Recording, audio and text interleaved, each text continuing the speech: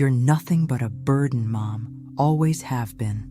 With those 9 words, spoken by my only son at his wedding, my world shattered. But from that public humiliation came an awakening that would transform me from invisible to unstoppable. They wanted my money, my property, my submission, but instead, they unlocked a woman they never knew existed.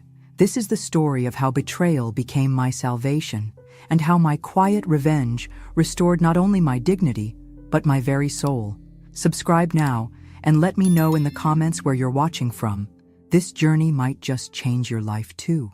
The crystal champagne glass shattered in my hand as Robert's words echoed through the suddenly silent reception hall. 300 guests froze mid-conversation, all eyes turning to me, the mother of the groom, standing alone as blood from my cut palm stained the silk tablecloth crimson. "You're nothing but a weight, Mom. Always have been. My name is Martha Sullivan." At 71, I thought I'd experienced every kind of pain life could offer. Losing my husband too young, raising a child alone, working double shifts until my feet bled. But nothing had prepared me for this moment, when the son I'd sacrificed everything for revealed what he truly thought of me. 3 weeks before the wedding disaster, I stood on the deck of my newly purchased beach house in Rhode Island. This property represented 30 years of sacrifice, second jobs, skipped vacations, clothes from thrift stores. The small blue Cape Cod with weathered shutters had been my personal Everest, and I'd finally reached its summit. "It's perfect," I whispered to the ghost of James, my husband gone 10 years now. "Robert and Vanessa will have a beautiful life here." The real estate agent had called it a $1 million view on a nurse's salary miracle. This house would be my legacy, my gift to my only son and his new bride, a debt-free start to their married life. My phone rang, Robert's name flashing on the screen. "Mom," he said without preamble, "we need to talk about the wedding seating.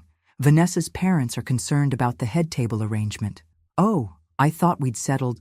They think it might be better if you sit with the extended family at table 19. Table 19. The farthest table from the head table, tucked near the kitchen doors. "I see," I said, my voice carefully neutral. "If that's what Vanessa wants, it's just seating, Mom. Don't make it a thing. Oh, and about your dress. Vanessa's mother thought the blue might clash with the wedding colors in photos. Could you maybe wear something more neutral?" The blue dress I'd splurged on. My first new dress in 3 years. That had been the theme all weekend. Whatever makes the bride happy. I'd spent the morning arranging lily boutonnieres despite my arthritis pain. No complaining. Not today. Not on Robert's special day. "Mom, can you not hover?" "Vanessa's family has hired professionals for everything," Robert had said, with an edge I pretended not to hear. Now at the reception, I sat at my reassigned table in the far corner, thinking about that beach house, my gift to Robert and Vanessa. I'd worked extra shifts for decades to give my son something special to start his married life. When I finally approached the head table, Robert was on his 4th glass of champagne. "Robert, honey," I said softly, "I wanted to share a little Sullivan family tradition. Your father always said—" "Mom," his interruption was sharp enough to turn heads. "Can you just not? Not everything has to be about Dad or some ancient family tradition. I just thought—" "You just thought you'd make this about you." Again. Vanessa's father was tapping a glass, calling for attention. The room quieted. "A toast," someone called. "Yes, a toast," Robert stood unsteadily. "To my beautiful wife and her amazing family who put together this perfect day." He turned to me with a smile that didn't reach his eyes. "And to my mother, who just can't help but try to insert herself where she isn't needed." A collective intake of breath rippled through the room. "You know, Mom," he continued, louder now, "not every moment of my life needs your input. You don't have to try so hard all the time. It's exhausting for everyone." I felt my cheeks burning. "Robert, You're not helping, Mom. You're not adding anything. You're not anything but a weight, Mom. Always have been." That's when the champagne glass shattered in my grip. The silence was deafening. I could feel 300 pairs of eyes on me, see Vanessa's mortified expression, not at what Robert had said, but at the scene he was causing. A tear slid down my cheek, but I kept my spine straight, the way my mother had taught me. "I'm sorry you feel that way," I whispered, my voice steadier than I felt. "I love you, Robert. Always will." Then I smiled, the kind of smile women of my generation perfected, the one that hides earthquakes beneath its surface. I nodded politely to Vanessa's parents, turned and walked steadily toward the exit, past tables of wide-eyed guests, past the life I thought I knew. Outside, I looked up at the stars, wondering how many times I could rebuild my life from scratch. First when James died, leaving me with a 3-year-old, and now this new knowledge that the center of my world saw me as nothing but a burden, a weight. If only he knew just how light I could become. The morning after Robert's wedding, I returned to my modest 2-bedroom home in Hartford. The silence felt almost like relief after yesterday's emotional storm. I hung my beige dress in the closet, knowing I'd never wear it again. Some clothes carry memories too painful to revisit. My routine resumed, as if nothing had happened. Monday morning, I drove to Oak Ridge Senior Living Center, where I volunteered 3 days a week. After 40 years of nursing, caring for others was woven into the fabric of who I was. "Martha, how was the wedding?" Nancy, the receptionist, asked as I signed in. "Beautiful," I replied with my practiced smile. Everything was just beautiful. "Is that a cut on your hand?" she asked, eyeing my bandaged palm. "Just a little accident with a champagne glass. Hazards of celebrating." I spent the morning reading to Mr. Abernathy, who was losing his eyesight but still loved John Grisham novels, and helping Mrs. Wilson write letters to her grandchildren. Their genuine gratitude provided comfort in its simplicity. When I returned home, the answering machine was blinking. My heart leapt. Perhaps Robert was calling to apologize. I pressed play. "Mom, it's me." His voice sounded strained. "Vanessa and I have been talking, and with the honeymoon and then settling into the new place, we won't be able to make Thanksgiving this year. I know you were planning something, but it's just not going to work. Sorry." The message ended abruptly. No mention of the wedding incident, no acknowledgement of the hurt. And now Thanksgiving, the 3rd family holiday in a row they'd canceled. I sat at my kitchen table staring at the phone. The silence of my home suddenly felt less like peace and more like abandonment. The doorbell rang, startling me.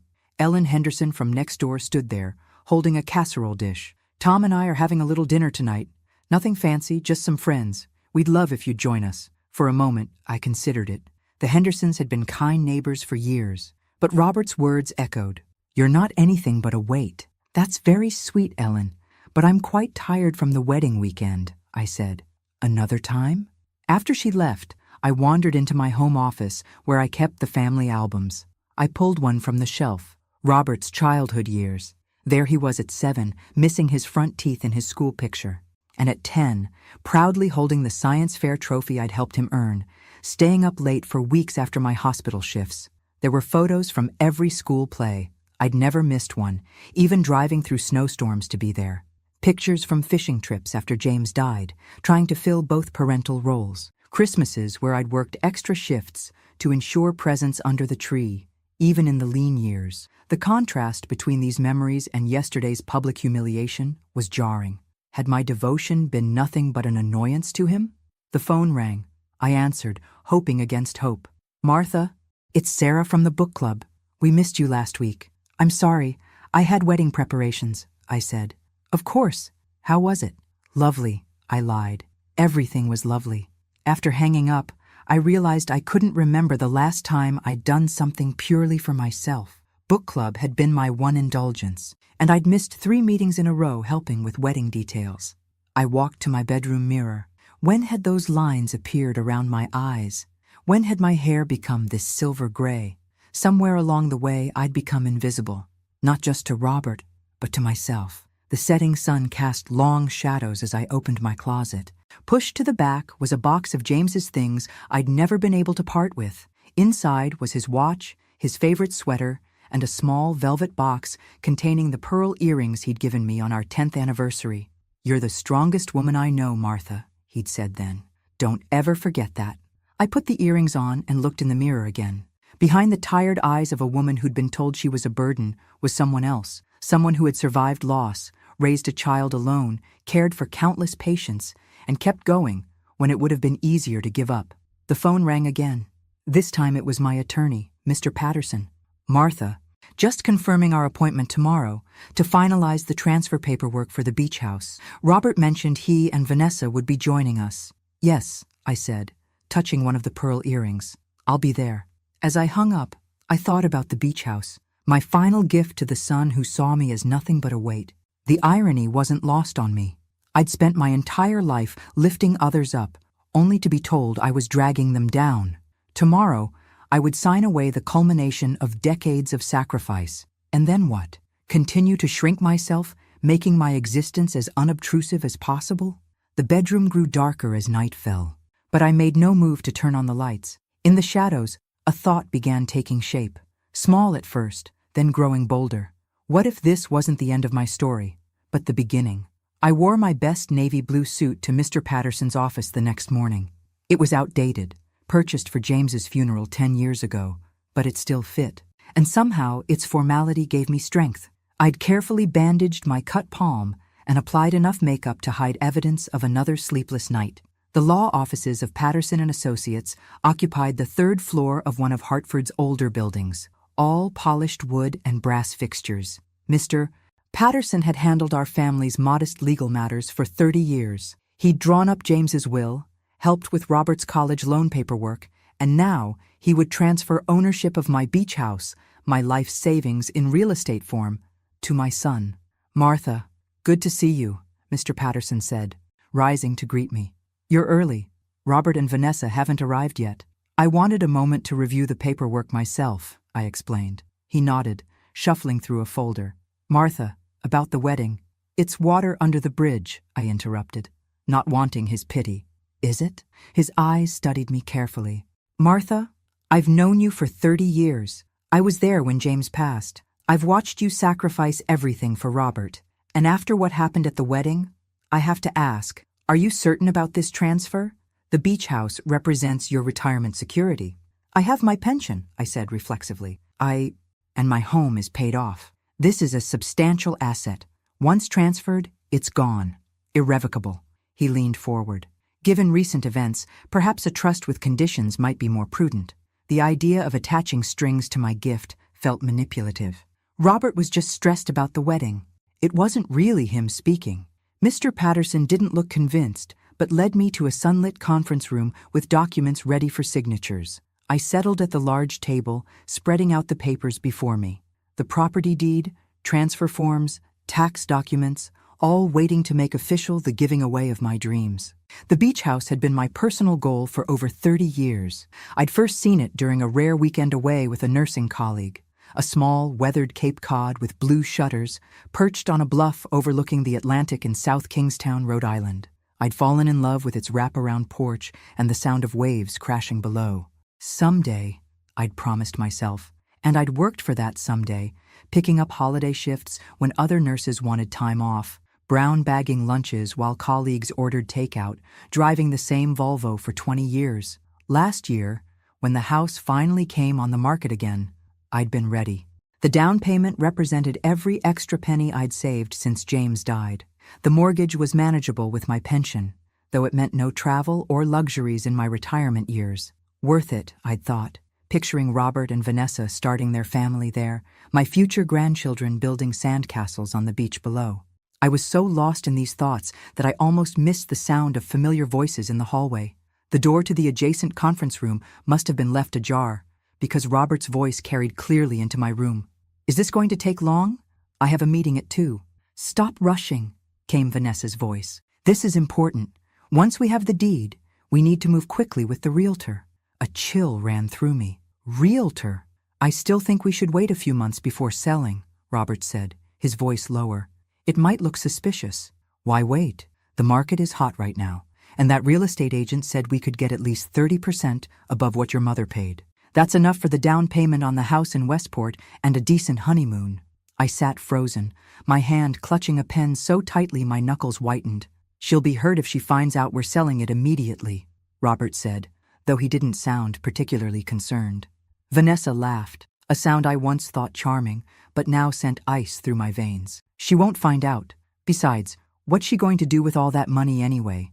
She's almost at retirement age. This way the house benefits people who can really enjoy it." "You're right," Robert agreed. "And we need to start planning for her future care. That senior living place we saw last month has reasonable rates for the state-subsidized wing." "Exactly. The beach house money will set us up, and we won't have to worry about supporting her later. She never has to know, Robert said. She'll sign today, we'll make the right appreciative noises, and by summer, we'll be in our new place. I couldn't breathe.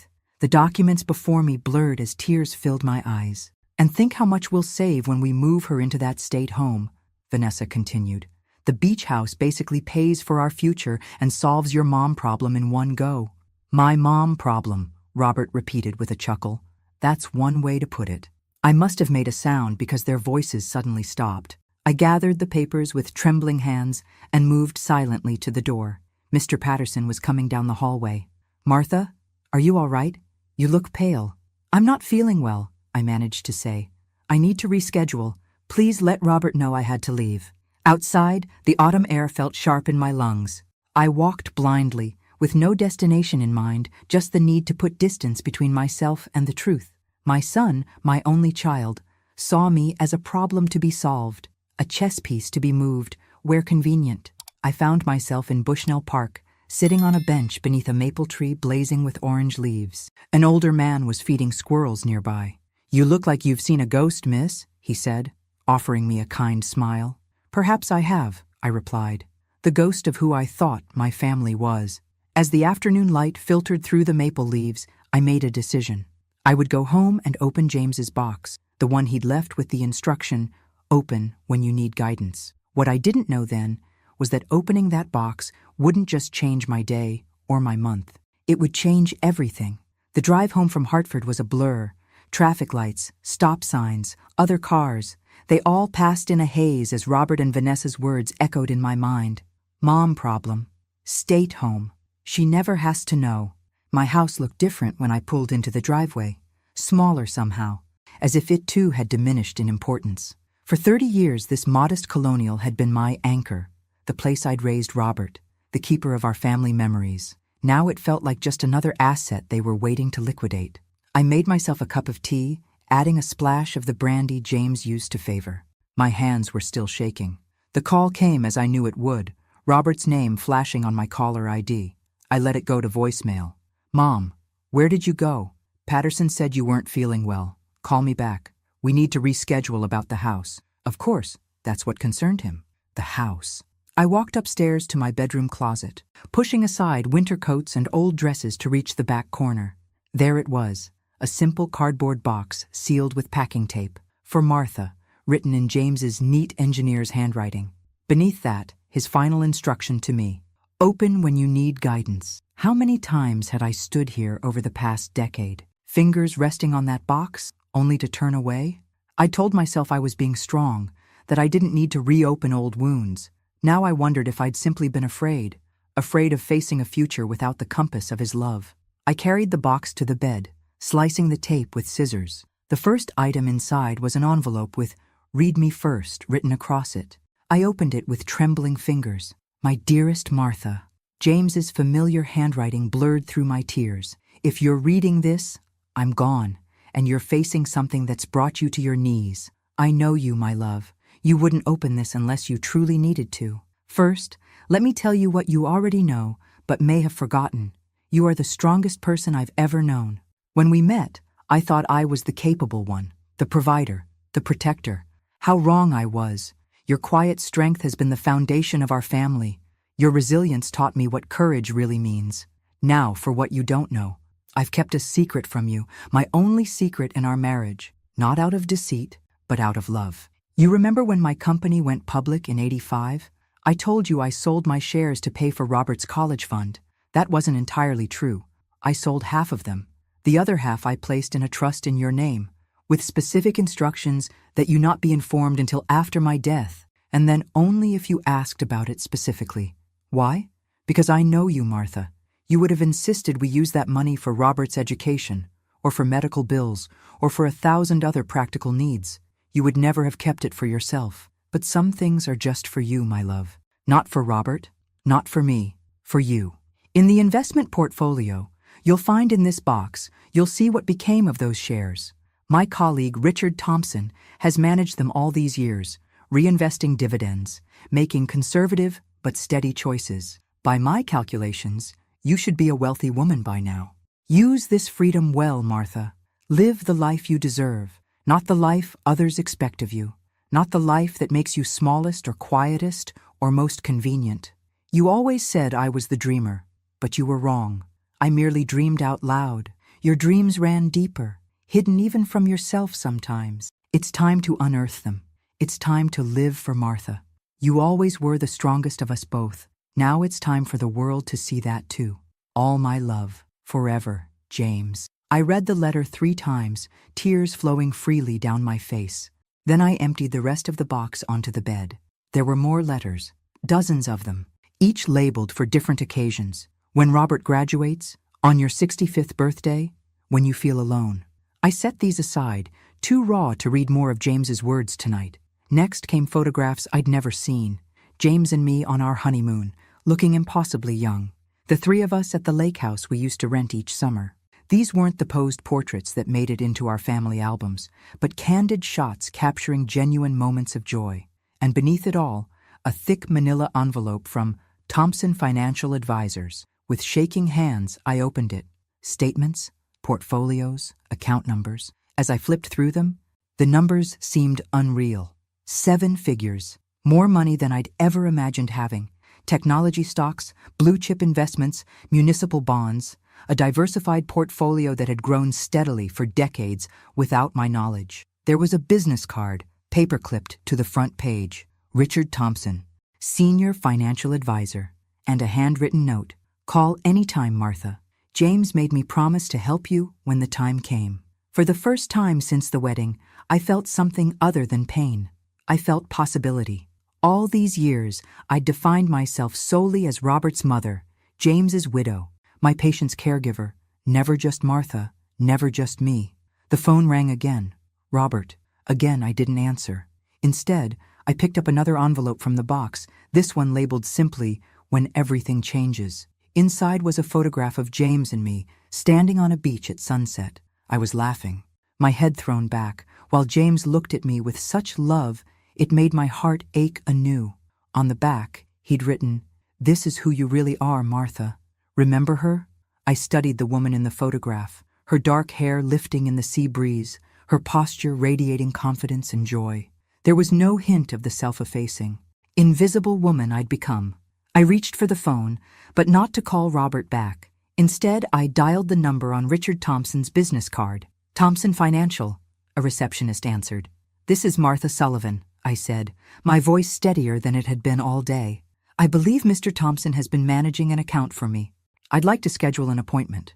"Of course, Mrs. Sullivan. Mr. Thompson has a note in our system about you. He can see you tomorrow at 10 a.m. if that works for you." Tomorrow, a new day, perhaps the first day of a new life. "That would be perfect," I said. I slept better that night than I had in months. Despite the earthquake that had shattered my understanding of my relationship with Robert, I felt strangely calm. When dawn broke, I was already awake, watching pink and gold light paint my bedroom ceiling. My first call that morning wasn't to Robert, though he'd left 3 more messages, each progressively more agitated about rescheduling the house situation. Instead, I called Mr. Patterson. "Martha, I was concerned about you," he said. "Are you feeling better?" "Much better, thank you," I replied. "I need to cancel the property transfer. Permanently." A pause. "I see. May I ask what prompted this decision?" I considered how much to share. Let's just say I overheard a conversation that made me reconsider whether this gift would be appreciated in the spirit it was intended. "Well, as nothing has been signed, that's easily done. Would you like me to inform Robert, or will you handle that?" "I'll handle Robert," I said, surprising myself with my newfound assertiveness. "But I'd like to schedule another appointment to discuss estate planning from a different angle." "Of course. And Martha, I'm glad you're looking out for yourself." After that call, I dressed with unusual care for my meeting with Richard Thompson, choosing a tailored pantsuit I'd purchased years ago for a nursing conference, but rarely worn since. In the mirror, I hardly recognized myself. Without the slumped shoulders and apologetic posture I'd unconsciously adopted, I looked formidable. Thompson Financial occupied the top floor of one of Hartford's newer glass towers. The receptionist led me to a corner office with sweeping views of the Connecticut River. Richard Thompson rose to greet me, a tall man in his 60s with silver hair and kind eyes that crinkled at the corners. "Martha Sullivan, after all these years, it's an honor to finally meet you. James spoke of you constantly. I wish I could say the same, I replied with a small smile. But it seems my husband kept quite a few secrets from me.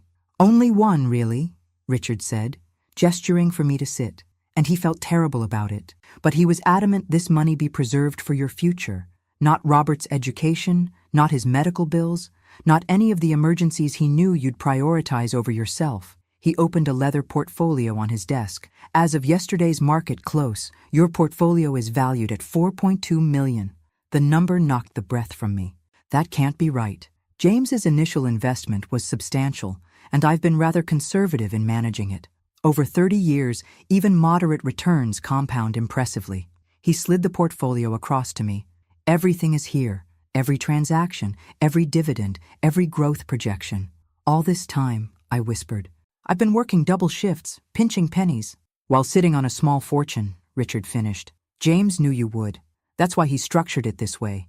He wanted you to live your life as you naturally would, then have this revelation when the time was right. But how did he know when the time would be right? Richard's smile was gentle. He didn't. That's why he left it to you to open the box when you needed guidance. He trusted your instincts. I spent the next 2 hours with Richard, learning about my new financial reality. By the time I left his office, I had a clear understanding of my assets, a plan for restructuring some investments, and something I hadn't had in a very long time: options. My next stop was Mr. Patterson's law office, where I surprised him by asking for a referral. You're one of the best attorneys I know, I explained, but I think I need someone specialized in family estate management, someone who can help me navigate a complicated situation. He didn't seem offended. In fact, he looked almost relieved. I know exactly the right person. Eleanor Winters. She's a shark in a designer suit, specializes in protecting family assets, especially in contentious situations. Perfect, I said. Would you mind calling her for me? 2 days later, I sat across from Eleanor Winters in her downtown office. A woman in her 50s with a sleek gray bob and piercing blue eyes. She took notes as I explained my situation. The beach house, Robert's betrayal, my newfound financial independence. So to be clear, she said when I finished, you want to completely restructure your estate plan with specific protections in place. Yes, I want to maintain control of all my assets, including the beach house. I want to ensure I'm never dependent on my son's goodwill for my care. And I want to leave a legacy that reflects my values, not just handing everything to Robert unconditionally. She nodded approvingly. Many parents in your position would cave to guilt, even after such a betrayal. It's refreshing to see someone standing up for themselves. 2 weeks later, I received a troubling call from Catherine, the realtor who had handled my beach house purchase. Mrs. Sullivan, there's been an incident at your South Kingstown property. The security company found the back door open this morning. Nothing appears to be stolen, but some drawers were searched. I drove to Rhode Island immediately. The police had already gone, leaving only a report. When I checked the office, I discovered what was missing: the drawer containing all the original property documents. On my drive back, I stopped at a gas station and spotted Robert's BMW at the pump next to mine. He was arguing with Vanessa inside the car. I ducked into the store, watching through the window. The desperation written across their faces was clear. This was more than greed. It was panic. I called Eleanor from the parking lot. I need to understand better what's happening in my son's financial life. The next day, her investigator's report revealed an alarming story: underwater mortgages, substantial personal loans, maxed credit cards. Robert and Vanessa weren't just eager for the beach house. They were desperate. They've staked everything on getting that property, Eleanor explained. They've made financial commitments based on money they don't have. I was torn between anger at their manipulation and concern for my son. I called Richard Thompson. Richard, I need a favor. I want to create a trust fund with very specific conditions. With protective measures in place, I could now focus on my own transformation, not just in response to Robert's betrayal, but for the woman I wanted to become. On the 10th day, after what I'd come to think of as my awakening, I realized I needed more than legal and financial restructuring. I needed to rebuild myself. I found Dr. Chen through Eleanor's recommendation, a therapist who specialized in helping women reclaim their identities. When she asked what brought me to her office, I told her everything. It sounds like you're at a crossroads, she observed. After decades of defining yourself through your roles, mother, widow, caregiver, you're being asked to define yourself for yourself. I don't know if I remember how, I admitted. That's what we'll work on, she said. Not just processing the betrayal, but helping you rediscover who Martha Sullivan is when she's not sacrificing herself for others. I left that first session feeling both exhausted and exhilarated. On the drive home, I found myself following signs to the beach, ending up near my South Kingstown property. Standing there with the wind in my hair and salt on my lips, I felt something crystallize within me. No more diminishing, no more apologizing for existing, no more being a weight. It was time for Martha Sullivan to rise. 3 months can change everything, or nothing at all. In my case, it was definitely the former. February arrived with a snowstorm that blanketed Hartford in 8 inches of pristine white. From my living room window, I watched neighborhood children building snowmen, their laughter carrying through the frosted glass. 3 months ago, I might have spent the day baking cookies for them. Today, I had other plans. "You're sure about this?" Ellen Henderson asked as she drove us downtown through the slushy streets. "It's quite a change." "I'm sure," I replied, fingering my long gray hair, soon to be long gray hair no more. Ambiance Salon was warm and fragrant with essential oils. Marco, the stylist Eleanor had recommended, circled me like an artist contemplating a blank canvas. "So," he said, meeting my eyes in the mirror, "you said you want to change. What kind of change are we talking about?" "I've worn my hair the same way since my husband died 10 years ago," I told him. "Before that, I wore it the way he liked it. Before that, I wore it the way my mother thought was appropriate. I've never once worn it the way I wanted." Marco's eyebrows rose. "And how do you want it?" I showed him a magazine photo I'd torn out. A stylish silver bob with side-swept bangs, shorter in the back, angled toward the face. Modern, confident. Nothing like the conservative style I'd worn for decades. "Can you do something like this?" His face lit up. "Honey, I can do better than that. I'm going to make you look amazing." 2 hours later, I emerged, transformed. The woman in the mirror looked 10 years younger and infinitely more self-possessed. My cheekbones were suddenly prominent, my eyes larger, my jawline defined. Most importantly, I recognized her, not as the Martha I'd been lately, but as the woman from the beach photograph James had kept. "Well?" Marco asked, clearly pleased with his work. "It's perfect," I said. "Absolutely perfect." The haircut was just the beginning. Over the next few weeks, I continued my transformation, inside and out. With guidance from a personal shopper at Nordstrom's, I discarded my shapeless, practical wardrobe in favor of well-tailored pieces that actually fit my body. Colors replaced the beiges and navies I'd hidden behind. A makeup consultant taught me simple techniques that enhanced rather than concealed. But the external changes were merely reflections of the deeper work happening within. "What did you love to do before life got in the way?" Dr. Chen had asked during our 3rd session. I'd had to think about it. "I used to paint. Watercolors mostly. Landscapes." "And when did you stop?" "When Robert was born." There wasn't time, and then it seemed frivolous. Dr. Chen's expression had been gentle but challenging. Frivolous to whom? The question followed me home, nagging at my conscience until I found myself driving to an art supply store the next day.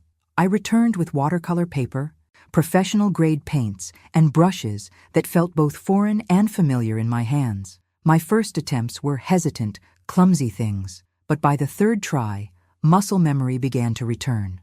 By the 10th painting, I was losing hours in the focused flow of creativity, emerging only when the light changed or my stomach reminded me to eat. I joined a local art class at the community center.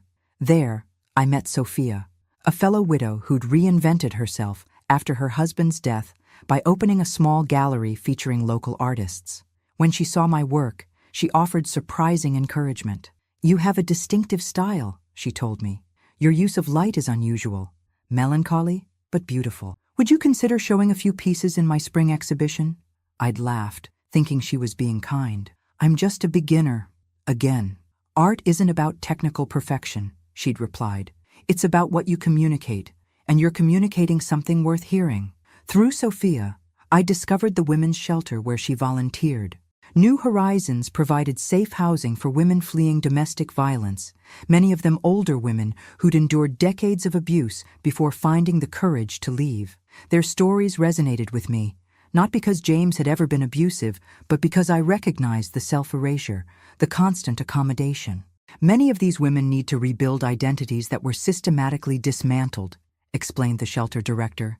They need to rediscover who they are apart from their abusers. I understand that process, I told her, more than you might think. Soon, I was volunteering twice a week, helping women navigate social services, teaching basic financial literacy, or sometimes just listening.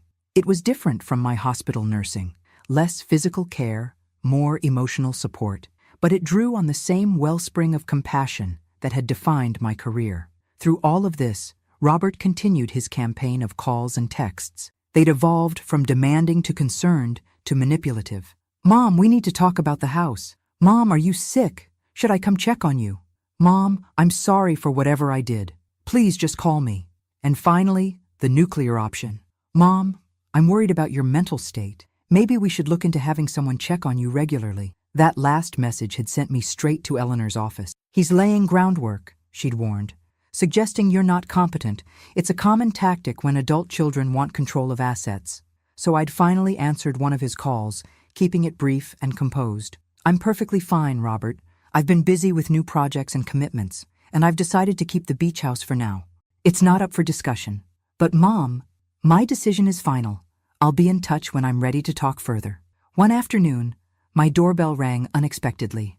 I opened it to find Vanessa standing alone on my porch, something unprecedented. "May I come in?" she asked, looking uncharacteristically uncertain without her usual designer outfit and perfect makeup. Over coffee, she revealed a side of herself I'd never seen. "I grew up with nothing," she told me. Literally nothing. My mother was a waitress raising 3 kids alone after my father left. I remember eating macaroni with ketchup for weeks because it was all we could afford. Robert had never mentioned this aspect of her background. "I promised myself I'd never be poor again," she continued. The beach house wasn't just greed, it was security. For someone who grew up like I did, tangible assets mean you'll never have to choose between paying rent or buying food. I wasn't absolving her actions, but for the first time, I saw beyond the perfectly polished daughter-in-law who had built a facade as careful as my own. "Robert's in trouble, Martha. Financial troubles, yes, but beyond that too. He's lost, between the man his father was and the man he thought he needed to be." After she left, I called Eleanor and made some adjustments to the trust fund I'd created. Not to give in, but to acknowledge the full humanity behind the conflict, theirs and mine. Through Eleanor, I also arranged to list the beach house discreetly with Catherine. If I decided to sell, it would be on my terms, to buyers who would appreciate it. On a cold March afternoon, I returned from the women's shelter to find Robert's BMW in my driveway. My stomach tightened, but I'd known this confrontation was inevitable. He stared at me as I approached, shock evident on his face. "Mom, you look different." "I've made some changes," I said, unlocking the door. He followed me inside, taking in other changes: the easel by the window, the colorful throw pillows, the absence of the aging family photos that had cluttered every surface. "What's going on?" he asked. "First you cancel the house transfer, then you practically disappear. Now you've—" He gestured vaguely at all of me. "Done this makeover thing." I handed him a mug of coffee. "Not just a makeover, Robert. A reclamation." "A what?" "I'm reclaiming my life, my identity. The person I was before, I became simply Robert's mother." He frowned. "Is this because of what I said at the wedding? I told you I was drunk, stressed?" "It's because of many things," I interrupted. "That was just the catalyst that helped me see clearly." "See what clearly?" "That I deserve more than to be your afterthought," I said quietly. "That I've spent decades putting you first, only to discover you see me as a burden to be managed. So this is, what, punishment?" I shook my head. "This is growth. For the first time in decades, I'm living for myself, not as your support system, not as James's widow, but as Martha Sullivan, a woman with her own desires, talents, and worth." Robert stared at me as if I'd started speaking in tongues. "I don't understand what's happening here." "I know," I said, and for the first time, I felt a genuine pang of sadness for him. "That's part of the problem." "When will things go back to normal?" he asked, something almost childlike in his confusion. "They won't," I replied gently. "Normal has changed." April arrived with a riot of daffodils and cherry blossoms. I'd always loved spring, the promise of renewal, the lengthening days, the world shaking off winter's constraints. This year the season felt particularly symbolic. Catherine called on a Tuesday morning with news. I have an offer on the beach house, Martha. It's significantly above asking price. I nearly dropped my coffee mug. Above asking? But we listed it at market value. The Jacobsons fell in love with it, she explained. They have 3 children and have been searching for a waterfront property for years. When they saw the sunset from your porch, Mrs. Jacobson started crying. They don't want to risk losing it in a bidding war. The amount she named made my breath catch. It was nearly double what I'd paid for the property, enough to fund several of the dreams I'd begun to nurture. I told them you'd need 48 hours to consider, Catherine continued. They're eager but understand it's a big decision. After we hung up, I walked to my newly created studio space in what had once been Robert's bedroom. The morning light streamed through the east-facing windows, illuminating the watercolor I'd been working on, a seascape inspired by the view from the beach house. I'd planned to hang it there someday. Now I had a choice to make: keep the house as my own sanctuary, or sell it and use the proceeds to expand my horizons in ways I hadn't yet imagined. I called Dr. Chen and scheduled an emergency session. "What's holding you back?" she asked after I explained my dilemma. "Is it concern about Robert's reaction? Guilt about selling a property you once intended for him?" I considered this. No, it's more that the house represented a dream, freedom, security, a future I controlled. And now? Now I have those things already, I realized. The house was a symbol of the life I wanted, but I'm already building that life. Maybe the house can serve a different purpose now. That evening, I called Catherine and accepted the Jacobsons' offer. On one condition, I added. I want to meet them before we close. I want to know the family who'll be making memories there. 2 days later, I met the Jacobsons for coffee. David was a professor of marine biology. Sarah ran a children's bookstore. Their children, ages 10, 8, and 6, had made me cards with crayon drawings of what they planned to do at their beach. The youngest had drawn a mermaid that looked suspiciously like me, complete with silver hair. "We can't thank you enough for accepting our offer," Sarah said. "This house means everything to us. Take care of it," I told them. "Fill it with laughter and love. That's all I ask." As I drove home, I felt lighter than I had in years. The house had served its purpose, not as Robert's inheritance, but as the key to my independence.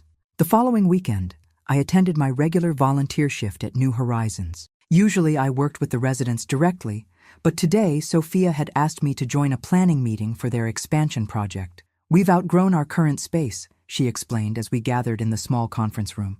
"Too many women need our services, especially older women who've spent decades in controlling relationships." 6 of us sat around the table: Sophia, the shelter director, 2 board members, a city grant coordinator, and me. "The problem is funding," the director explained. "We've identified a perfect property, a former small hotel that could be converted to provide twice our current capacity, plus dedicated spaces for counseling, job training, and children's services. But we're millions short." "How short?" I asked. The grant coordinator named a figure that made everyone at the table sigh. "Unless we find a major donor in the next 30 days, we'll lose our option on the property," Sophia added. "It's so frustrating to be this close." I felt something stir inside me, a purpose taking shape, a path becoming clear. "What if you had a donor?" I asked quietly. All eyes turned to me. "Do you know someone who might be interested?" the director asked hopefully. "Yes," I replied. "Me." The silence that followed was broken by Sophia's incredulous laugh. "Martha, that's very sweet, but we're talking about serious money here." "I know exactly what we're talking about," I said calmly. "I've recently sold a property for a substantial profit. I've been looking for the right investment for those funds." "We couldn't possibly ask you to," the director began. "You're not asking," I interrupted. "I'm offering, but I'd like to propose something specific. Instead of just a shelter, what if we created a foundation focused on women over 50 who need to rebuild their lives? Women with decades of wisdom and capability who just need resources and support to reclaim their independence?" The spark in their eyes told me they understood immediately. This was a demographic often overlooked in support services. Women like me, like many I'd met at the shelter, who had survived long enough to recognize their own value but needed practical help to act on that recognition. Over the next 2 hours, our discussion transformed from managing scarcity to imagining possibility. By the time we left, the outlines of the Second Spring Foundation had taken shape, a comprehensive program that would provide shelter, financial counseling, career retraining, legal support, and community. As I drove home that evening, the setting sun painted the horizon in brilliant oranges and pinks. I thought about Robert, who still hadn't grasped the magnitude of the change in our relationship. He'd called twice more, each time circling back to the beach house, still unable to comprehend that my priorities had fundamentally shifted. I hadn't told him about the sale. That conversation would come soon enough. My phone buzzed with a text from Sophia. "I still can't believe what happened today.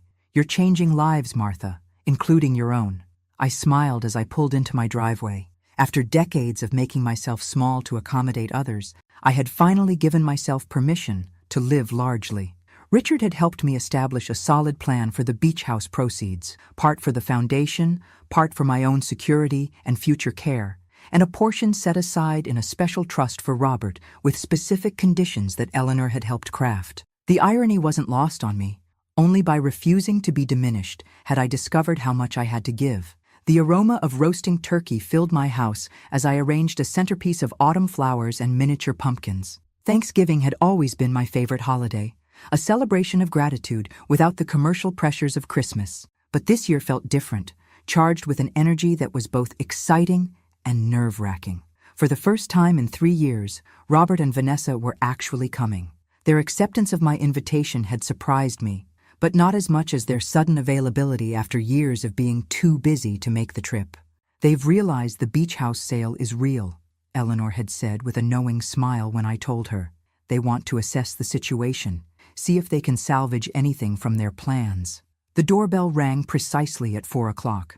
Robert was nothing if not punctual, a trait he'd inherited from James. I smoothed my burgundy cashmere dress, checked my reflection once more, and opened the door with a genuine smile. "Happy Thanksgiving," I said, welcoming them inside. Robert's double-take was subtle but unmistakable. In the 7 months since his last visit, my transformation had continued. The confidence I'd found internally now radiated outward. "Mom," he said, awkwardly leaning in for a hug, "you look, well." Vanessa hung back, her smile tight as she handed me a bottle of wine. "Your home looks different." "I've made some changes," I replied, accepting the bottle. "Come in, the others should be arriving shortly." Robert froze halfway through removing his coat. "Others? I thought this was just a family dinner." "I've expanded my definition of family," I explained, hanging their coats in the closet. "The Hendersons are coming? My neighbors? You've met them before? And Sophia from the foundation and Mr. Patterson. A few other friends." Robert and Vanessa exchanged a look I pretended not to notice. This wasn't the intimate setting they'd expected, one that would allow them to corner me about financial matters. "Why don't you relax in the living room while I finish up in the kitchen?" I suggested. "There's wine open on the coffee table." As they moved toward the living room, I heard Vanessa's whispered, "She redecorated everything. Even your father's chair is gone." The familiar leather recliner had indeed been replaced by a pair of elegant armchairs that better suited the room's new aesthetic. I'd donated James's chair to a veteran's home where I knew it would be appreciated, after carefully preserving a few items with sentimental value. The rest I'd released, making space for my evolving life. The doorbell rang again, heralding the arrival of the Hendersons, followed quickly by Sophia and her partner Helen. Mr. Patterson arrived with a homemade pecan pie, and 2 of my new friends from the art class completed our gathering. Dinner was a lively affair. Around my expanded dining table, conversation flowed easily. Sophia shared updates about the foundation, which had already helped 7 women transition to independent living situations. Tom Henderson described his recent retirement and new passion for birdwatching. Helen, a retired literature professor, debated the merits of various mystery novelists with Mr. Patterson. Through it all, Robert and Vanessa sat like visitors from another planet, struggling to find their footing in this unfamiliar version of their mother's life. Several times, Robert attempted to steer the conversation toward the beach house. "I drove by the property in South Kingstown last month," he mentioned casually during a lull. "Looked like there was some activity there." "The new owners are doing some renovations," I replied easily, passing the cranberry sauce. "The Jacobsons, lovely family with 3 children. They've already sent me photos of their oldest learning to surf." The color drained from Robert's face. "New owners? You sold it?" "In April," I confirmed. "They fell in love with it immediately." Sophia, would you pass the rolls, please? As conversation resumed around us, I could feel Robert's stunned silence like a physical presence. Vanessa's hand closed over his wrist, her fingernails digging visibly into his skin. Later, as guests helped clear dishes between dinner and dessert, I overheard Robert and Vanessa in heated whispers from the guest bathroom, their voices carrying through the old heating vent into the kitchen. She sold it. She actually sold it. Robert's voice was tight with disbelief. After all that talk about it being our inheritance, our future, something's going on with her, Vanessa replied. Have you seen how she's dressing? The furniture? These friends suddenly everywhere? She's having some kind of breakdown or midlife crisis. She's 71. That's hardly midlife. Whatever it is, we need to figure it out. The house money has to be somewhere. We need that money, Robert. I know, Robert hissed. But look at her, she's not the same person. She used to be manageable. The word hung in the air like a slap. Manageable. Is that how my son had seen me all these years? Not as a person with my own desires and agency, but as something to be managed. We need to get her alone, Vanessa continued. This crowd wasn't an accident. She's avoiding a real conversation about the money. The following morning, I took my usual early walk through the park near my home. The air was crisp, the grass still frosted. As I rounded the lake, I spotted Robert sitting alone on a bench, staring at the water with reddened eyes. Robert? I approached cautiously. He turned, startled. Mom, what are you doing here? Morning walk. And you? He shrugged. Couldn't sleep at the hotel. I sat beside him, keeping a respectful distance. For several minutes, we watched the mist hover over the lake in silence. Vanessa and I fought all night, he finally said, his voice hoarse. About the house, about you, about money, about everything. I'm sorry, I replied, and truly was. Despite everything, I never wished unhappiness for my son. He gave a bitter laugh. You were right, you know. About the house. We were going to sell it immediately. We even had a buyer lined up. I know. He looked at me surprised. How? I have my resources now, I answered simply. Robert sighed deeply. What happened to us, Mom? When did I become this? He gestured to himself with evident disgust. We're in trouble, he said abruptly. Financial? Serious? I thought as much. Loans, mortgages. We gambled everything on the beach house. He rubbed his face. It was stupid, reckless. We took on debt based on money we didn't have. Why not ask me for help directly? His laugh was bitter. And admit I failed? That I needed my mother to rescue me? After I'd tried so hard to prove I was... He stopped, realizing what he was about to say. Better than me? I completed gently. He hunched his shoulders, shame evident on his face. Come with me, I said, standing. I want to show you something. At the foundation office, I handed him a file containing details of the trust fund I'd established with part of the beach house proceeds. It would help with his immediate debts, but came with strict conditions: mandatory financial counseling, complete transparency, and regular community service at the foundation's financial literacy program. Why would you do this after everything we did? He asked, staring at the documents in disbelief. Because you're my son, I replied simply. And because I believe you can be better than your worst decisions. As I watched him drive away, a file tucked under his arm, I wondered if I'd made the right decision. The trust wasn't a blank check. It was an opportunity for growth, if he chose to take it. That evening, I received an unexpected email from Vanessa, simply titled, "Thank you." She wrote that she and Robert had decided to separate temporarily, each needing to find their own path forward. The snow had begun to fall as I closed my laptop. The foundation was on solid footing, my own future secure, and a seed of potential change planted in my son. For the first time in decades, I was walking my path on my own terms. December arrived with a dusting of snow and the familiar pressure of holiday expectations. The second spring foundation was thriving. We'd secured the former hotel property and renovations were well underway. My days were filled with purpose, committee meetings, art classes I now taught rather than just attended, and deepening friendships. I was arranging pine boughs on my mantel when my doorbell rang, an unexpected sound on a Tuesday morning. Through the peephole, I saw Robert shifting nervously on my front step, collar turned up against the cold. For a moment, I considered not answering. Our Thanksgiving encounter had ended unresolved, and I'd enjoyed the peaceful week since, but avoidance solved nothing. and I'd long since stopped running from difficult conversations. "Robert," I said, opening the door. "This is a surprise. Can we talk?" He didn't wait for an invitation, stepping past me into the foyer. Privately, somewhere without an audience this time. His tone held an accusatory edge that immediately set me on guard. "There's a cafe 2 blocks down. Let's walk there." I deliberately chose a public setting, partly on Eleanor's advice to always meet in places where others could witness our interactions, partly because I knew Robert would be less likely to create a scene. The cafe was busy with morning customers, but we found a corner table away from the main traffic. Robert ordered black coffee. I chose Earl Grey tea. We sat in awkward silence until our drinks arrived. "I'm listening," I said finally, warming my hands on the teacup. Robert stared into his coffee. "I want to know why you're doing this. The real reason, not some line about finding yourself or whatever."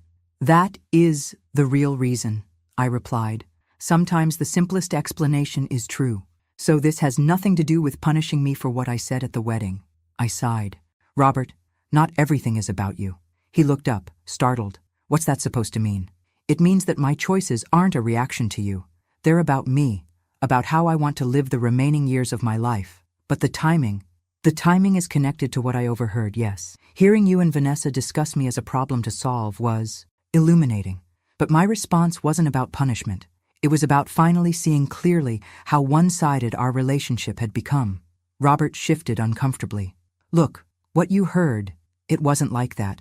We were just talking, exploring options that involved selling the home I spent decades saving for and putting me in a state facility to maximize your profit," I said calmly. "Those were your exact words, Robert. Solve your mom problem." The color drained from his face. "I didn't mean—" "You did," I interrupted gently. "And that's okay. It showed me where I truly stood in your life, not as someone to be loved or respected, but as a resource to be managed." A woman at the next table glanced over, then quickly looked away when she caught my eye. "You've always been so selfless," Robert said, leaning forward. "Everything for me, for Dad, for everyone else. That's who you are, Mom." "No," I corrected. "That's who I was conditioned to be. The perfect mother, the supportive wife, the woman who never inconveniences anyone. But beneath all those roles was a person, a complete human being with dreams and desires of her own. So now you're just, what? Living for yourself? Spending the beach house money on clothes and furniture?" His gesture toward my camel hair coat carried undisguised judgment. "Among other things," I agreed, refusing to be baited. "I've also established a foundation for women rebuilding their lives after trauma or loss. I'm teaching art classes. I'm traveling to the national parks I've always wanted to see. I'm living a full life, Robert." He stared at me as if I were speaking a language he couldn't quite translate. "But what about us? What about your family? What about us?" I echoed. "Tell me honestly, Robert, before the beach house situation, when was the last time you called me just to check how I was doing? Not to ask for something, not out of obligation, but because you genuinely cared about my happiness?" The silence that followed was answer enough. "I still love you," I said more softly. "You're my son. Nothing changes that. But love without respect isn't healthy for either of us. So that's it? You're just moving on?" There was genuine bewilderment in his voice. "I'm moving forward," I corrected. "And you're welcome to be part of my life, my real life. Not the convenience I represented before, but only if you can see me as a whole person, not just your mother." Robert's phone buzzed. He glanced at it, then back at me with new urgency. "The beach house money. What did you do with it? Was it really all spent on this foundation thing?" So that was why he'd come. Not reconciliation, not understanding, but a last attempt to salvage something from his failed plan. "My financial decisions are no longer your concern," I said, my voice firm but not unkind. "I've made provisions for my future care that don't involve being warehoused in a state facility. Beyond that, what I do with my resources is my business." "But what about our future? Vanessa and I were counting on that money for the house in Westport, for starting a family eventually." I was confused. "I thought you and Vanessa had separated. At least that's what her email suggested." He flushed. "It's complicated. We're trying to work things out. The trust fund you set up helps, but it's not enough for what we had planned." Now I understood. He had accepted the trust fund with its conditions, but was still hoping for more. still seeing me primarily as a source of financial support. I spent 30 years counting on having a son who valued me for more than my assets, I replied. We both faced disappointment. Robert's expression hardened. Is this how it's going to be now? You holding the past over my head forever? No, I said, finishing my tea. This is me establishing healthy boundaries, something I should have done decades ago. Mom, he tried again, desperation creeping into his voice. After everything we've been through, everything you and Dad sacrificed for me, you really would deny your only son a better future? I'm not denying you anything, Robert. I'm finally giving myself the respect I deserve. I stood, placing money for our drinks on the table. When you're ready to build a relationship based on mutual respect rather than what you can get from me, I'll be here. As I walked home through the light snow, I felt a complex mixture of sadness and liberation. The conversation had gone exactly as Eleanor had predicted, the progression from guilt to accusation to outright demand. But something unexpected had happened too. For the first time, I'd faced Robert's manipulation without crumbling, without that instinctive maternal urge to smooth things over at my own expense. I'd held my ground, maintained my boundaries, and walked away with my dignity intact. The snow was falling more heavily now, transforming the familiar streets of my neighborhood into something magical and new. Like my life, I thought, recognizable in its outlines, but utterly transformed in its substance.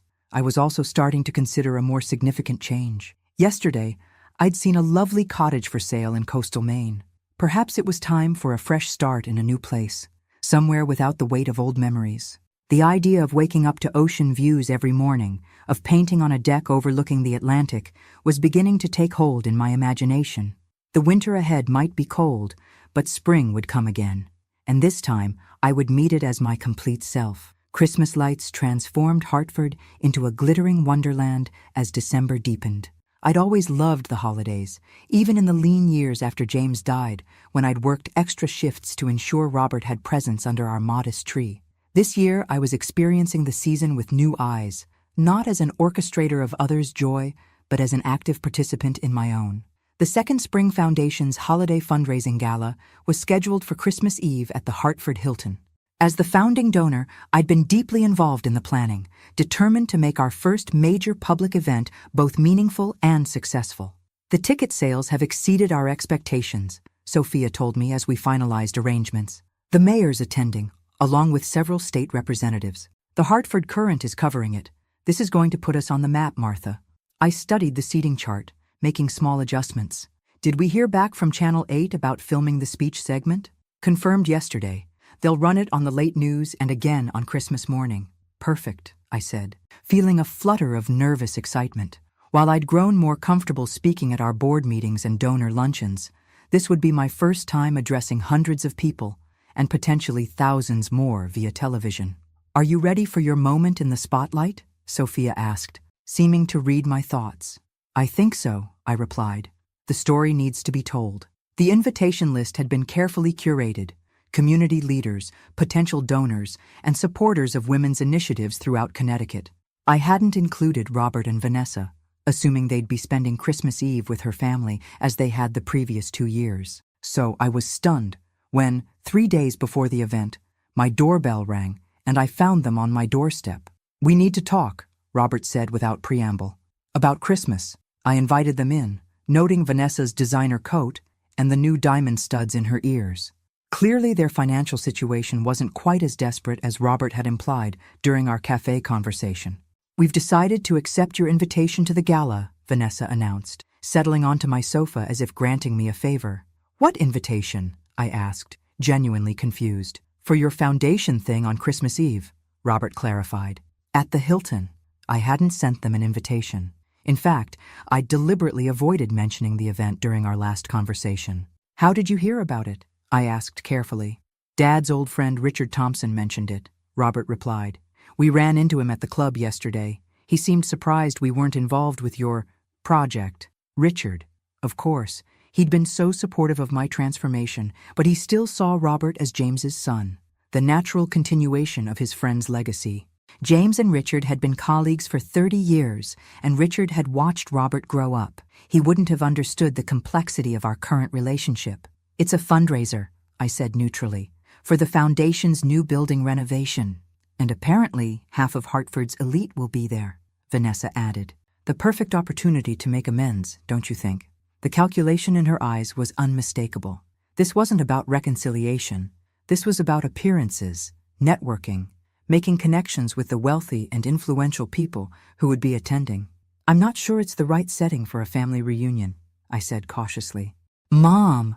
Robert leaned forward, his expression earnest in a way I recognized from countless childhood negotiations. I've been thinking about our talk at the cafe. You're right, I haven't been as attentive as I should have been. Let us come to your event. Let me support this new chapter in your life. I studied my son's face, looking for sincerity beneath the performance. There was something there, perhaps not the full recognition I'd hoped for, but a glimmer of understanding that things had changed irrevocably between us. All right, I said finally. I'll have 2 tickets left at the registration table. It starts at 7. After they left, I called Eleanor immediately. They're coming to make nice, she surmised after I explained the situation. Classic approach when direct confrontation fails. They'll be on their best behavior, present a united front with you publicly, then leverage that renewed connection later. Should I have refused? No, she said thoughtfully. Let them come. Just be prepared for what happens after, the inevitable ask, whatever form it takes. The night of the gala arrived, clear and cold, with stars crisp against the winter sky. I wore a gown of deep emerald silk, a color I'd never have chosen in my previous life, but that now felt perfectly right against my silver hair and the simple pearl pendant James had given me on our 25th anniversary. The Hilton's grand ballroom had been transformed with elegant decorations in the foundation's colors of silver and sage. Photos of our first 7 graduates, women who'd successfully transitioned to independent living with our help, were displayed alongside architectural renderings of the new facility. I circulated through the growing crowd, greeting guests, accepting congratulations, introducing our board members. Out of the corner of my eye, I spotted Robert and Vanessa arriving, both impeccably dressed and immediately scanning the room to identify the most important attendees. Your son made it, Sophia murmured, appearing at my elbow. Yes, I replied, though I'm not entirely sure why. Well, you look stunning, she said, squeezing my arm reassuringly. Remember that when you get up to speak. An hour later, after dinner had been served and the live auction conducted, the program director announced me as the keynote speaker. As I made my way to the podium, I caught sight of Robert and Vanessa at their table near the front, watching me with expressions I couldn't quite read. The television cameras positioned discreetly at the back of the room recorded as I adjusted the microphone. Good evening, I began, my voice steadier than I'd expected. My name is Martha Sullivan, and at 71, I'm embarking on the most meaningful adventure of my life. The room quieted, hundreds of eyes focused on me.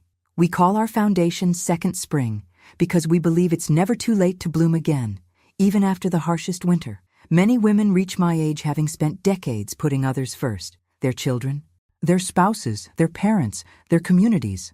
They've shaped their identities around service and sacrifice, often at the expense of their own dreams. I paused, letting my gaze sweep across the room. There's nobility in that sacrifice, but there's also danger, the danger of becoming invisible, even to yourself, the danger of allowing others to define your worth based solely on what you can provide them, the danger of becoming, in someone else's words, nothing but a weight. From the corner of my eye, I saw Robert stiffen. Vanessa placed a restraining hand on his arm. My own journey toward reclaiming my identity began with painful words spoken in a moment of unguarded truth, words that forced me to confront how thoroughly I'd erased myself in service to others' needs and expectations. As I continued, sharing the story of the Foundation's creation and our vision for the future, I was careful never to identify Robert directly or reveal the specific details of our estrangement. This wasn't about public shaming. It was about transforming personal pain into communal purpose. Each woman who comes to us has a unique story, I concluded, but they share a common challenge, learning to value themselves after years of being devalued. At Second Spring, we provide not just shelter and practical resources, but the radical message that it's never too late to become the author of your own life. The applause was immediate and thunderous. As I made my way back to my seat, Dozens of hands reached out to touch my arm, to offer congratulations, to share whispered stories of their own mothers or sisters or friends who needed exactly what we were offering. I didn't look at Robert and Vanessa's table. This moment wasn't about them. It was about the women we were helping and the community we were building. Later, as the event wound down and guests began to depart, they finally approached me. "Quite a speech," Robert said, his expression unreadable. "You've become quite the public speaker." "Thank you," I replied. "The cause matters to me."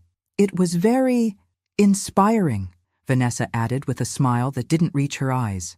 "We'd love to talk more about how we might support your foundation, perhaps over brunch tomorrow?" Before I could respond, the mayor approached, eager to discuss potential city support for our initiative.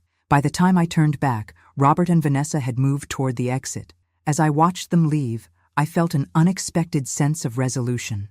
Tonight, my voice had been heard, not just by the hundreds in attendance or the thousands who would see the television coverage, but by my son. Whether he truly understood was another matter entirely.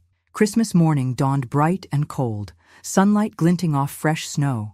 I made myself a cup of coffee and took it to my living room, where a small tree sparkled with the ornaments I'd collected over a lifetime. No presents waited beneath it this year. I'd requested donations to the foundation in lieu of gifts, but the absence felt liberating rather than lonely. My doorbell rang at precisely 10 o'clock. Robert and Vanessa, punctual as always. I'd agreed to their brunch request, curious about what approach they'd take after the gala. "Merry Christmas, Mom," Robert said, presenting a small, elegantly wrapped package as they entered. "You look festive." I'd chosen a red cashmere sweater and simple black pants. Festive indeed, compared to the utilitarian holiday outfits I'd worn in years past. "Thank you," I replied, accepting the gift with genuine surprise. I wasn't expecting anything. "Well, you're still my mother," he said with a smile that almost reached his eyes. Some traditions shouldn't change. I invited them into the dining room, where I'd prepared a simple spread of quiche, fruit salad, and cranberry muffins. The table was set with my good china, not because I was trying to impress them, but because I'd decided months ago to stop saving my beautiful things for special occasions that never came. "Your speech last night was quite impressive," Vanessa commented as she served herself. "Everyone was talking about it. The foundation seems to be gaining real momentum." "Yes," I agreed. "We've helped 23 women in just 6 months, and the new facility will triple our capacity." "It's quite an accomplishment," Robert said, studying me with newfound curiosity. "Dad would be proud." The mention of James caught me off guard. "I think he would," I agreed softly. We ate in relative harmony, discussing neutral topics: the unseasonably cold weather, a mutual acquaintance's new grandchild, the film they'd seen the previous week. It was the kind of polite conversation we might have had at any point in the past decade. Pleasant, but ultimately hollow. As I cleared the plates for coffee, Robert cleared his throat. "Mom, about last night, seeing you on that stage, hearing everyone's response to your work, it made me realize how much I've underestimated you." I paused, genuinely surprised by what sounded like authentic recognition. "All these years," he continued, "I've thought of you in one way, as my mother. I never really saw you as a whole person with your own dreams and capabilities. That's a common pattern in parent-child relationships," I said carefully, pouring coffee into my grandmother's delicate cups. "We get locked into roles that can be hard to transcend." "Well, I want to transcend them," Robert said with sudden intensity. "I want us to have a new relationship, a better one. Last night showed me what's possible for you, for us." Vanessa nodded encouragingly. "We've been doing a lot of thinking since our last conversation, about respect and boundaries and everything you talked about." Their sincerity seemed genuine, yet something felt rehearsed about this sudden awakening. I sipped my coffee, giving myself time to consider their words. "I appreciate that," I said finally. "A healthier relationship would mean a lot to me." "Great," Robert said, exchanging a quick glance with Vanessa.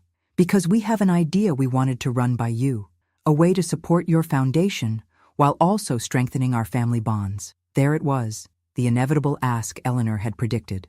"I'm listening," I said.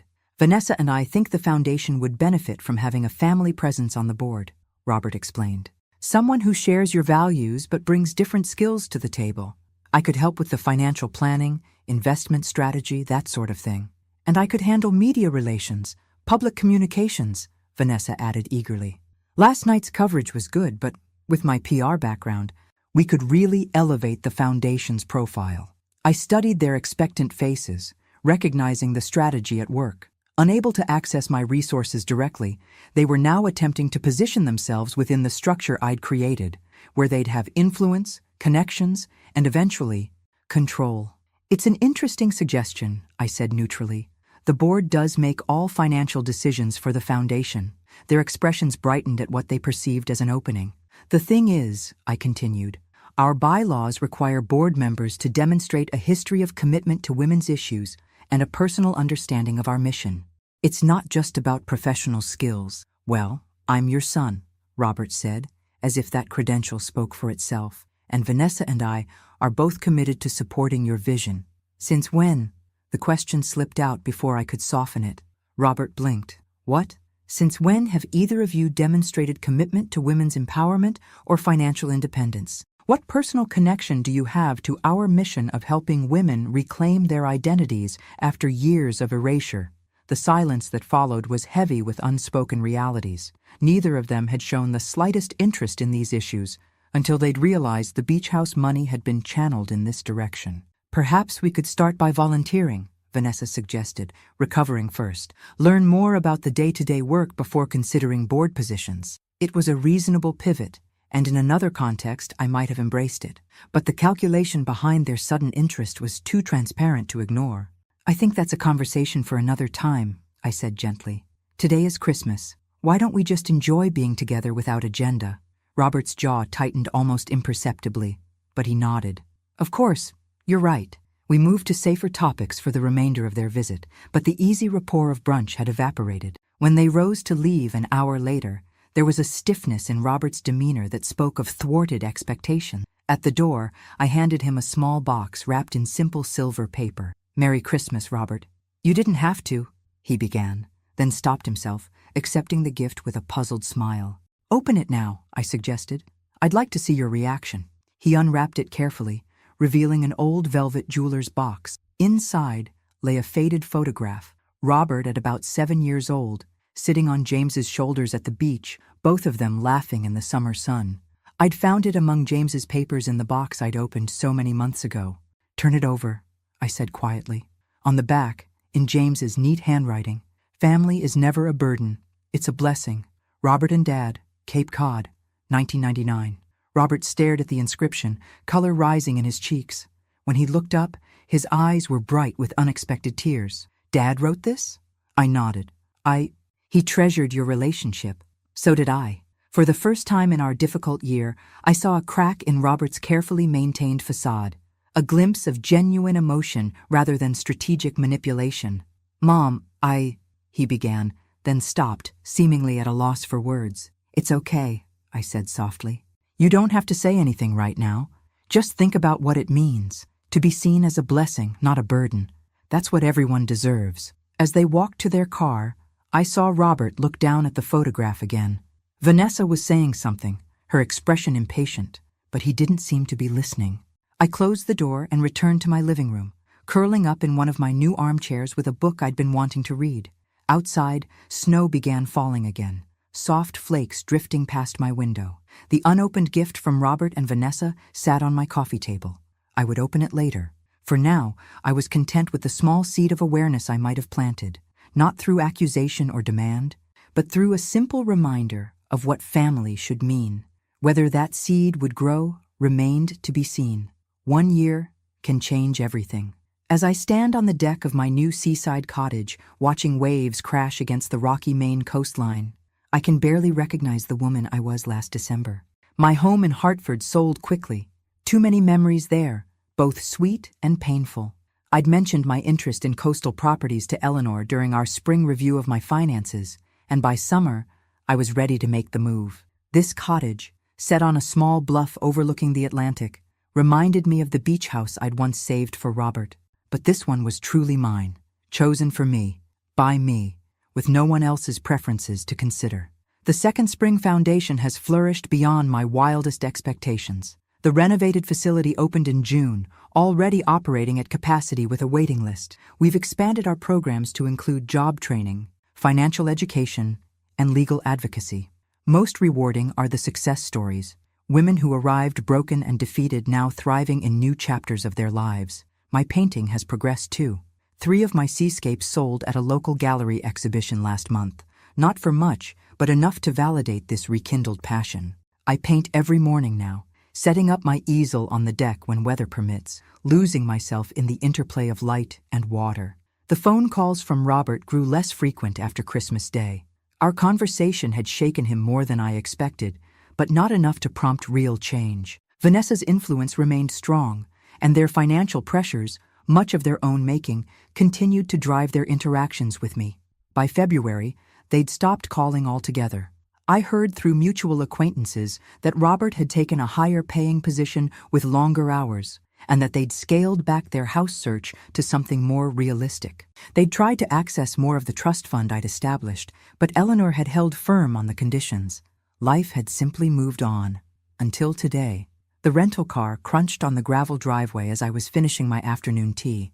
I recognized Robert immediately, thinner than when I'd last seen him, with new lines around his eyes that spoke of difficult months. "Mom," he said simply when I opened the door. "Robert," I replied, equally simple. "This is a surprise." He glanced past me, taking in the cozy interior of my new home. "You moved 6 months ago," I confirmed. "Would you like to come in? Or we could talk on the deck. The view is spectacular." He chose the deck, following me through the house with curious eyes. I'd furnished this place differently. Warm colors, comfortable pieces, artwork from local artists mixed with my own creations. Nothing like the traditional decor he'd grown up with. "How did you find me?" I asked as we settled into Adirondack chairs facing the ocean. "Eleanor Winters," he admitted. "I went to her office after the Hartford house sold with no forwarding address. She wouldn't give me your information directly, but said she'd pass along a message if I had one worth sending." A wry smile crossed his face. "Apparently, she's quite protective of you." "She's a good friend," I agreed, "and a good lawyer." We sat in silence for a moment, watching seagulls wheel over the water. "Vanessa and I divorced," he said finally. "It was finalized last month." I turned to study his face, seeing both strain and relief in his expression. "I'm sorry." "Don't be," he replied with surprising candor. "It was long overdue. After Christmas, things changed between us. I started seeing patterns I hadn't noticed before, how she encouraged my worst instincts, how her respect for me was tied to what I could provide." He shook his head. "Sound familiar?" I nodded, allowing him the realization without commentary. "I kept looking at that photograph you gave me," he continued. "Dad's words on the back. It made me remember things I'd forgotten, how he used to talk about you, the respect in his voice, how different that was from how I'd come to see you." The wind shifted, bringing with it the tang of salt and seaweed. I pulled my sweater closer around my shoulders. "I've been in therapy," Robert said, surprising me again. "Learning about patterns, about how children can unconsciously devalue the parent who sacrifices most for them, about how entitlement distorts relationships." "That sounds like valuable work," I said carefully, not wanting to derail whatever process had brought him here. "It is," he agreed, "but it's also painful as hell." He turned to face me directly. "I treated you terribly, Mom. Not just at the wedding or in that conversation you overheard, but for years before that, taking your support for granted, expecting your life to revolve around mine, seeing your love as an obligation rather than a gift." The directness of his self-assessment caught me off guard. This wasn't the rehearsed apology I'd half expected, but something rawer and more authentic. "The foundation," he continued, "the women you help. That speech you gave last Christmas Eve, it all made me realize how little I knew you, the real you, not just my mother, how little I'd bothered to learn." "We all have our blind spots," I offered, feeling a softening I hadn't anticipated. "Some bigger than others," he said with a self-deprecating smile. Then he reached for the leather messenger bag he'd brought with him, withdrawing what appeared to be a book. "I brought you something. Not as atonement. There's not really a gift that could serve that purpose. But as a beginning, maybe." He handed me a slim volume, cloth-bound in blue linen. The title, embossed in silver on the cover, made my breath catch. "The Weight of Words." "You wrote this?" I asked, opening it to find it was indeed a children's book, beautifully illustrated with watercolors reminiscent of my own style. "It's being published next spring," he said, a hint of pride breaking through his solemnity. "It's about a young fox who doesn't realize the power of his words until he hurts his mother with thoughtless cruelty. About how he learns that words can wound deeper than teeth or claws, but they can also heal when used with love and truth." I turned the pages slowly, absorbing the gentle illustrations and the simple but profound message woven through them. On the dedication page, he'd written, "For my mother, who taught me the weight of words and the strength of grace." Tears pricked at my eyes, not the familiar tears of hurt or disappointment, but something more complex and healing. "It's beautiful, Robert," I said honestly. "Truly beautiful. I've been working at a youth center in Hartford," he explained, "teaching writing to kids from difficult backgrounds, helping them find their voices. It doesn't pay what I used to make, but it matters in a way my old job never did." "Is that why you came? To show me the book?" He shook his head. "I came to see you, to start rebuilding if you're willing. Not to what we were before. That wasn't healthy for either of us. But to something new, something better." The sun was beginning its descent toward the horizon, painting the water in shades of gold and amber. In that moment, I thought of James and what he would make of this scene. His wife and son, separated by pain, but perhaps finding their way back to each other through hard-earned wisdom. "Would you like to stay for dinner?" I asked. "Nothing fancy, just soup and bread and honest conversation." "I'd like that very much," Robert replied. As we walked along the shore afterward, the tide coming in and erasing our footprints behind us, Robert asked about my painting, my friends, my new life. For perhaps the first time, he listened without agenda, genuinely curious about who I'd become. "Are you happy, Mom?" he asked as twilight settled over the water. I considered the question carefully. "I am," I said finally, "not in the uncomplicated way of youth, but in the deeper way that comes from living authentically, even when it's difficult, from knowing my own worth isn't dependent on anyone else's assessment. I'd like to learn that," he admitted, "to be more like you."